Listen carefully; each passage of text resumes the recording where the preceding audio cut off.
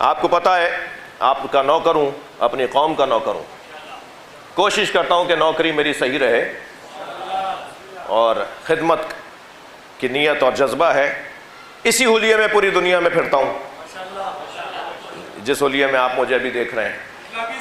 آپ سب کی سلامتی کے لیے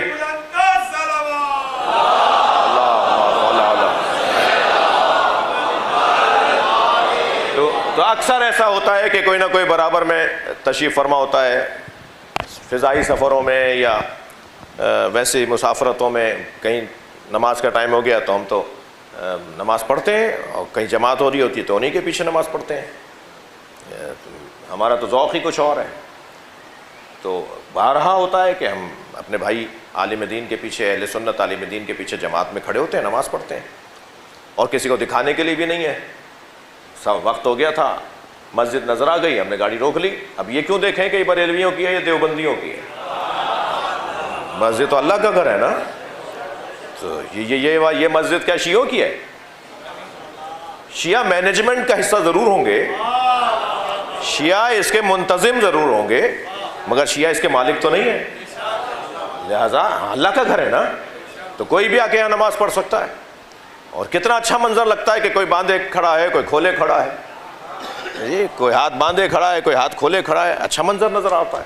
تو اکثر ہوتا ہے ایسا، اور پھر اس کے بعد اور منظر بن جاتا ہے کہ نمازی جو ہوتے ہیں وہ ظاہر ہے ملاقات ہو رہی ہوتی ہے، اور ہم سندھ میں تو خاص طور پہ جب گزرتے ہیں اور سرائکی علاقوں میں، تو وہاں تو چائے پانی کے بغیر تو جانے ہی نہیں دیتے آگے، اور ہم بھی تو یہی چاہتے ہیں ذرا بیٹھو تو صحیح،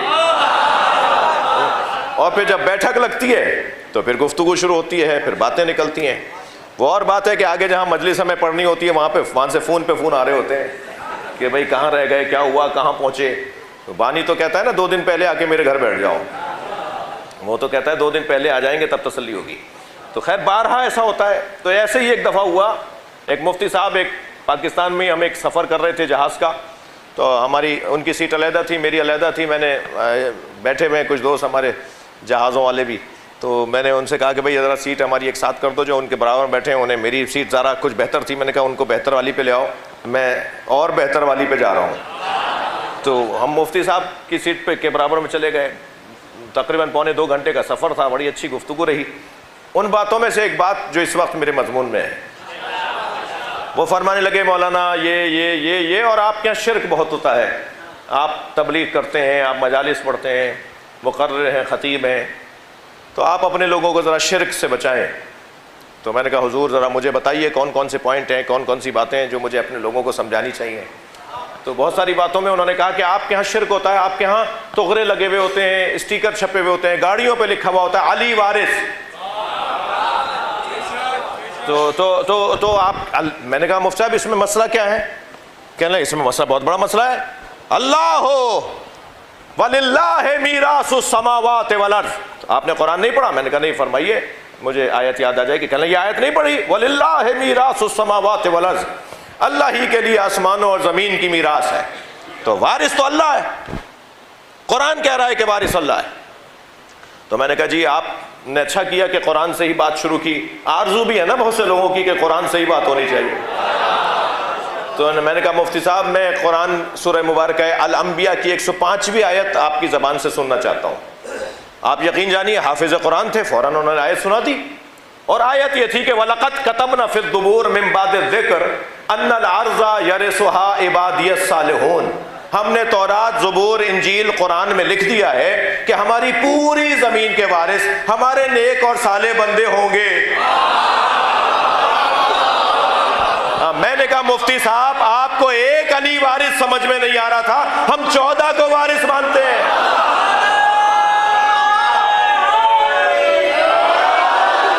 صلوات پڑھ لیں محمد و آل محمد۔ جی یہ اللہ نے طے کیا ہے، وَنَجْعَلَهُمُ الْأَئِمَّةَ وَنَجْعَلَهُمُ الْوَارِثِينَ۔ ہم جنہیں زمین پہ کمزور کیا گیا ہوگا انہیں ہم امام بھی بنائیں گے، اور ہم انہیں زمین کا وارث بھی بنائیں گے۔ بھائی اگر میری روش بھی نہیں ہے، میرا اسلوب بھی نہیں ہے، میں مجلس کو مجلس ہی رہنے دیتا ہوں، اور یہی شاید بہت سے میدانوں میں قبولیت کا سبب بھی ہے، مگر ایک جملہ مجھ سے کہے بغیر میں رہ نہیں پاؤں گا، ایک جملہ میں کہے بغیر رہ نہیں پاؤں گا۔ ابھی منظر آپ دیکھ رہے ہیں نا، جنہیں زمین پر کمزور مانا گیا وہی زمین پر حاکم ہوتے جا رہے ہیں۔ صلوات پڑھ لیں محمد و آل محمد۔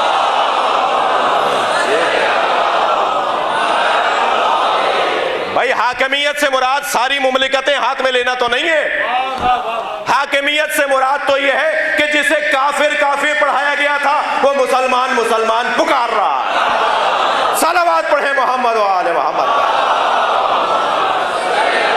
جی، اس زمین کے وارث اللہ نے طے کیے ہوئے ہیں کہ کون ہوں گے۔ اس زمین کے وارث نیک اور صالح بندے، وہ 313 جو علی کے بیٹے کے پیچھے کھڑے ہوں گے، اور ان کے آنے پہ علی کا بڑا بیٹا بھی آئے گا، اور ان کے آنے پہ علی کا چھوٹا بیٹا حسین مولا بھی آئیں گے، تمام ائمہ کی رجعت ہوگی۔ یہ سب اللہ کے اس نظام میں آ کر اللہ کی مخلوق کو اپنی زیارت کروائیں گے۔